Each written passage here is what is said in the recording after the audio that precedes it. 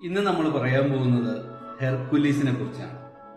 ദൈവന്മാരുടെ രാജാവായ സിയൂസിന്റെയും മനുഷ്യ സ്ത്രീയായ അൽക്മനയുടെയും മകനായിട്ടാണ് ഹെർക്കുലീസ് ജനിച്ചത്. ഹെർക്കുലീസ് ജനിച്ച സമയം മുതൽ തന്നെ ദൈവന്മാരുടെ രാജ്ഞിയായ ഫെറ ഹെർക്കുലീസിനെ സ്വന്തം ശത്രുവായി പ്രഖ്യാപിക്കുകയാണ് ഉണ്ടായത്.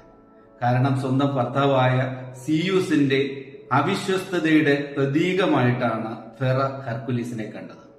ഹെർക്കുലീസ് കുഞ്ഞായിരിക്കുമ്പോൾ തന്നെ ഹെർക്കുലീസിനെ നിരന്തരം ദ്രോഹിക്കുമെന്നും ഒരിക്കലും സമാധാനമായി ജീവിക്കാൻ അനുവദിക്കില്ല എന്നും ഫെറ പ്രതിജ്ഞയെടുത്തിരുന്നു.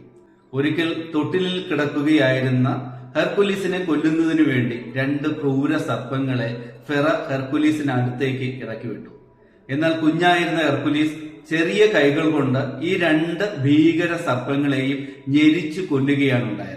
അതോടുകൂടി ഫെറയ്ക്ക് മനസ്സിലായി ഹെർക്കുലീസ് അസാമാന്യ ശക്തിയുള്ള ഒരു കുഞ്ഞാണെന്ന്.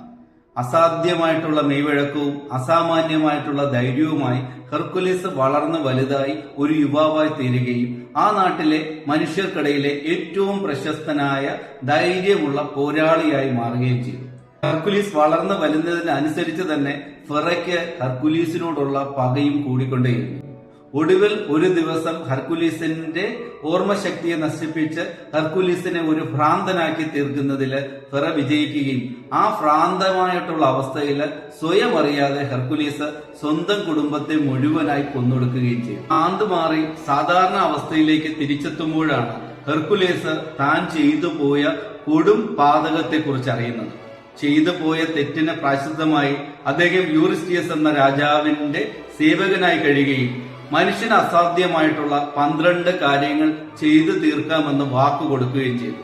അതിൻ പ്രകാരം അദ്ദേഹം നെമിയൻ എന്ന് പറയുന്ന സിംഹവുമായിട്ട് പോരാടി അതിനെ കൊല്ലുകയും ആ സിംഹത്തിന്റെ തോലെടുത്ത് അദ്ദേഹത്തിന്റെ പുറത്ത് ധരിക്കുകയും ചെയ്തു. അത് കഴിഞ്ഞ് നിരവധി തലകളുള്ള ഹൈഡ്ര എന്ന് പറയുന്ന സർപ്പത്തിനെ യുദ്ധത്തിൽ തോൽപ്പിക്കുകയും പന്നിയെ മെരുക്കുകയും കാളയുമായി പോരാടുകയും മനുഷ്യ ഭോജികളായ പക്ഷികളെ തോൽപ്പിക്കുകയും ഒടുവിലായി പാതാളത്തിലേക്ക് നേരിട്ട് ചെന്ന് 3 തലകളുള്ള വേട്ടനായെ തോൽപ്പിച്ച് വലിച്ചിഴയ്ക്കുന്നതോടു കൂടിയാണ് അദ്ദേഹത്തിന്റെ പ്രായശ്ചിത്തമെല്ലാം അവസാനിക്കുന്നത്.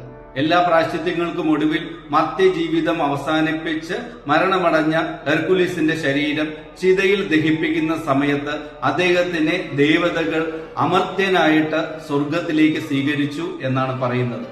മനുഷ്യനായി ജനിക്കുകയും എല്ലാവിധത്തിലുള്ള പരീക്ഷണങ്ങളും അനുഭവിക്കുകയും ചെയ്തിട്ട് ഒടുവിൽ അമർത്യനായി മാറി ദൈവങ്ങളുടെ അടുത്തേക്ക് പ്രവേശനം കിട്ടിയ ഹെർക്കുലീസിന്റെ മിത്ത് ഇതാണ്.